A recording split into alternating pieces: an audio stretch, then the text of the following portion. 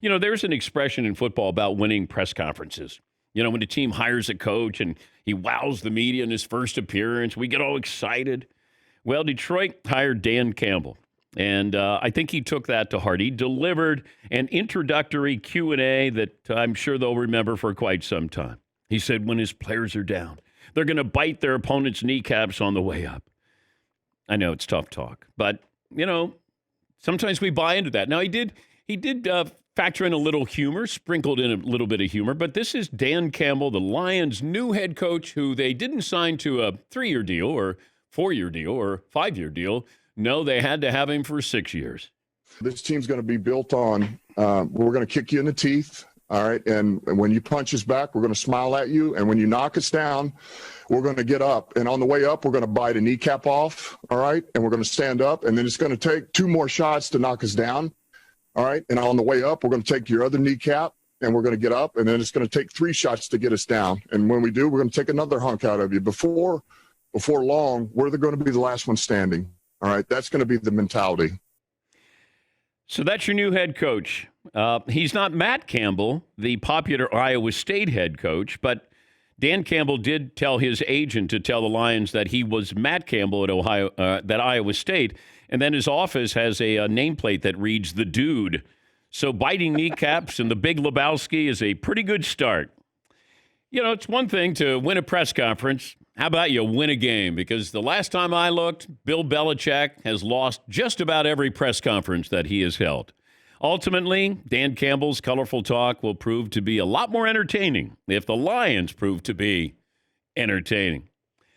It was the kind of speech where you're watching it and you go, anybody buying this? How much is he joking? Is this who he is? Now, I did some research on him, and former tight end. And, he was a tough guy when he played. But I don't know how that translates into this is who we are. Our identity is, hey, we're going to be tough. Okay. Are you going to be any good? That's what I want to know. Like, what is the bigger plan here? This sounds like it was out of a movie where not the head coach would say this, but maybe the defensive coordinator would say this. Like, Campbell, get up there. Tell him what we're going to do. We're going to bite your kneecap. Okay. And then we're going to bite your kneecap again. Okay. I want to know what your philosophy is. Like, this is good. It's fun to have. It's entertaining. But I'd like to know kind of who we are. What kind of defense are we playing? Is Matt Stafford going to be our quarterback? That's what I would want to know. But congratulations. I'm going to give the Lions 1 win already in the press conference category. Yes, Paul. I saw a couple of sports media people say that Dan Campbell's perfect for Detroit, a hardworking city, hardworking fan base. What are the towns that don't have hardworking fan bases and aren't hard? Because they always point out the ones that are hardworking, like Chicago. That's a good town of hardworking people. Is there a town that doesn't have hardworking people that a coach that's soft should go to? Well, what does Brian Flores say when he took over the Dolphins? I mean, we're going to be blue collar, just like we're going to be hard work. We're going to have fun. Like, hey, you know what we're going to do? We're going to be kind of reflective of, the city that we represent. Okay. What, are you going to have bottle service? What are you going to have? Like, okay, you coach in San Francisco, and you're going to go, we're going to play like San Francisco. I don't know what that means. That means high tech, right? Oh, is that what it is? Analytics. Oh, okay. All right. Good save there, McLovin. Thank you. But like the Steelers, we're going to play blue collar Steel City. This is who we are. Cleveland Browns is who we are.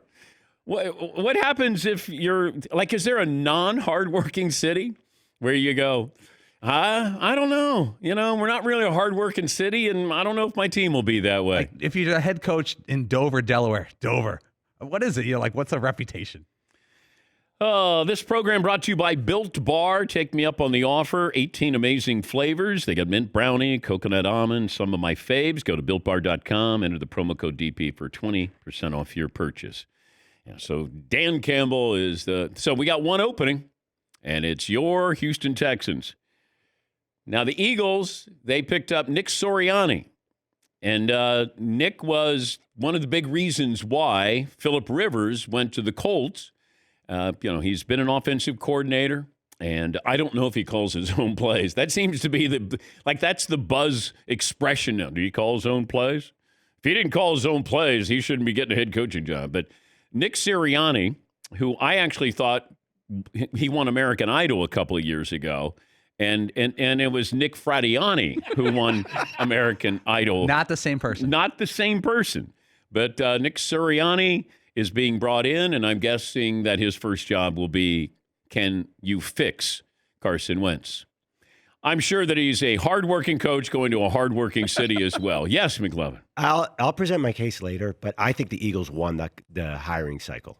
I think this is the biggest win out of the group, and I have a reason why. Okay. All right, so...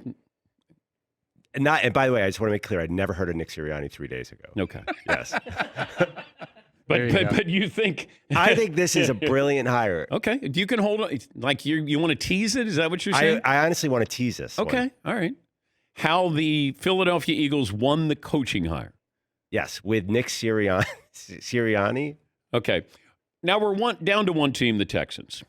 And this is a big decision coming up here. There's a lot at stake here with the Texans, Eric Bieniemy, Deshaun Watson, the public pressure to hire a minority head coach. Will the media be very critical if the Texans hire Josh McDaniels? You have 7 openings, and you have Robert Saleh, I guess, would be the minority who has been hired, and he was hired by the Jets.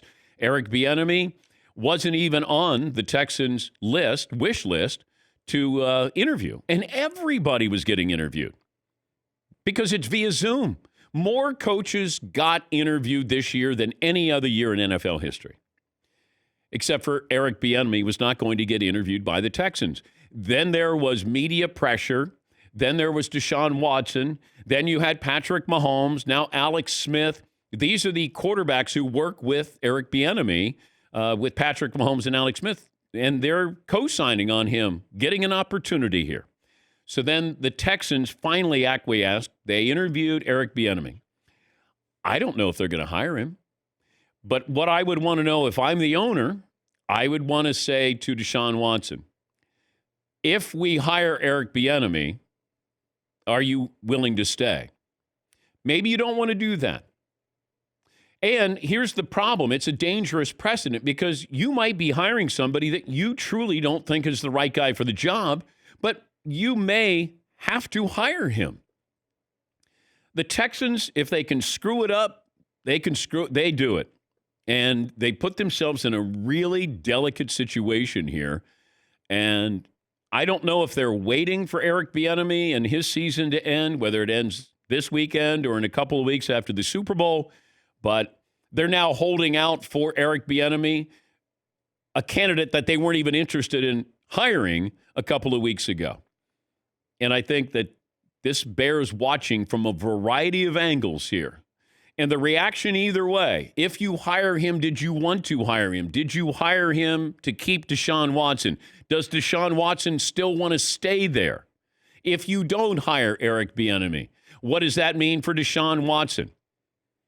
There's a lot attached to this. Yes, Don. And if I'm Deshaun Watson, I'm like, don't patronize me or appease me or try to humor me. He's the right guy for the job. I don't want to make some deal with you that you're hiring someone that you're not all in on just to make sure I don't want to go to another team. That would not sit well with me if I'm Deshaun Watson. Well, you did include Deshaun Watson in the conversation about who you were bringing in as a GM and as a coach. Now you're factoring in, I guess, his opinion on who you're bringing in as a head coach. But first of all, I wouldn't have done that to a quarterback who is that young. I wouldn't have said, hey, we're going to bring you in. If I don't do that for Roethlisberger, Rodgers, Brady, Breeze, I'm not going to do it for you. And then if you bring him in, then truly bring him in and listen to him. But if not, don't go through the motions. And it sounds like that's what they were trying to do. And Deshaun Watson rightfully called their bluff to say, hey, I don't like this.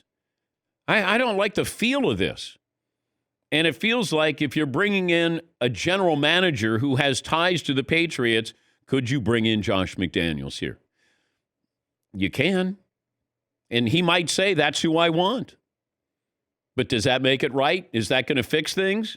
And the answer is, Probably not. Because this is a fluid, fragile moment right now with Deshaun Watson and the Texans. And that might be as big a storyline as we have in football right now. Because it's larger than just one team, one person. This is big.